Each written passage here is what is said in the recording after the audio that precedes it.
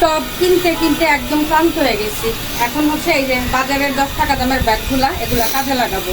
এগুলো কিন্তু অনেক সুন্দর একটা টবের মতো হয়। তো এই পাশটা এই যে আমি ছোট ছোট কুচি করে নিতেছি। এই যে ছোট ছোট কুচি করে ডান হচ্ছে এটাতে একটা বাদ দিয়ে দিব। ধরা লাগবে না, ধরা লাগবে না বাবা। এইগুলাতে কিন্তু মরিচ টরিচ গাছ লাগাইতে ভালোই সুবিধা। এই যে দেখেন ওই পাশে দেখো, আমি কিন্তু আরো ব্যাগের ভিতরে লাগাই রাখছি। এই যে না, এই দুটো আপাতত আমার বারান্দাও আছে।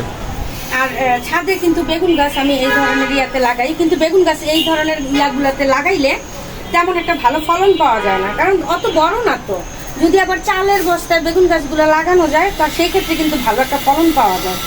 তো এই যে একটা এখন আমি এটা কি করবো, উল্টায়া এই যে আমার সুন্দর একটা টপ হয়ে যাবে। গেল এই যে এটাতে কিন্তু আমি সুন্দর অনায়াসে মরিচ গাছ লাগাই দিতে পারবো। আর দেখেন কি অবস্থা, এটাতে আমি টিরেক্স মরিচটা লাগাইছি। আমি জানি টিরেক্স মরিচ গাছগুলো অনেক বড় হয়, কিন্তু টবের অভাবে এই যে রঙের ইয়াতে ছোট একটা কন্টেনারে আমি এটা লাগাই দিছি। কিন্তু কি করব বলেন, দেখেন এখানে চারাগুলা থাকতে থাকতে একদম ফুল চলে আসতেছে। এখন এই চারাগুলা মানে ট্রান্সফার করা খুবই জরুরি।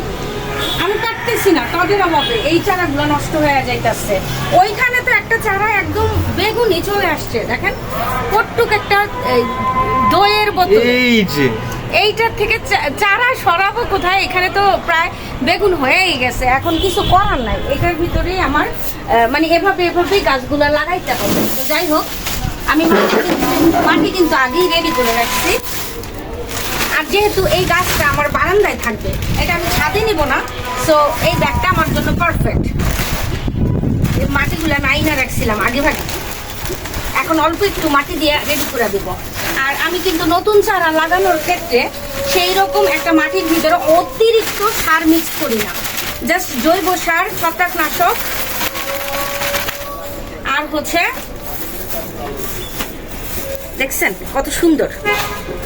এটাকে এখন আমি একদম ছোট করে দিব। দিনের দিন গাছ বড় হবে, দিনের দিন খাবার দিব।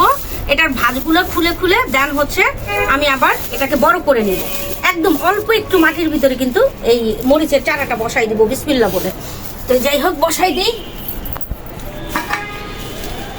এই ধরনের ইয়াগুলো কিন্তু খুব সুন্দর হয়, টবগুলা দেখছেন কত সুন্দর।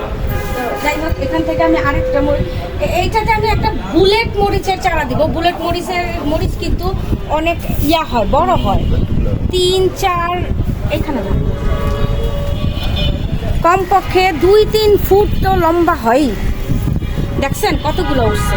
এতগুলো লাগাই দিব না, এতগুলা কি লাগানো সম্ভব? একটা না, 2টা চারা দিব এখানে। এটা 2টা চারা ধরবে হোপফুলি সিরিয়াসলি। ওটাই তো হোপফুলি। এই যে একদম সুন্দর আলতো করে জাস্ট বসাই দিলাম, কোনো চাপাচাপি নাই, কিচ্ছু নাই।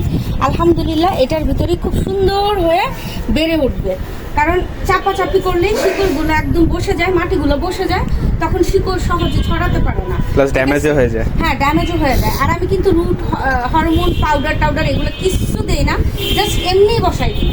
সত্যি কথা, আমার চারার ভিতরে অত কিছু লাগে না আলহামদুলিল্লাহ। তো সবাই দোয়া করবেন কোনো মতের সাথে যেন টব অ্যারেঞ্জ করতে পারি। তবে আমি যাব কয়েকদিনের ভিতরে, আরও কিছু টব ব্যবস্থা করব, না হলে আর হচ্ছে না। শীতের প্রস্তুতি নিতে গেলে আমার আরও অনেক টব কিনতে হবে। ঠিক আছে, এখন পর্যন্ত তো কোনো গাছ লাগাই নাই, বাকি সব পড়ে আছে।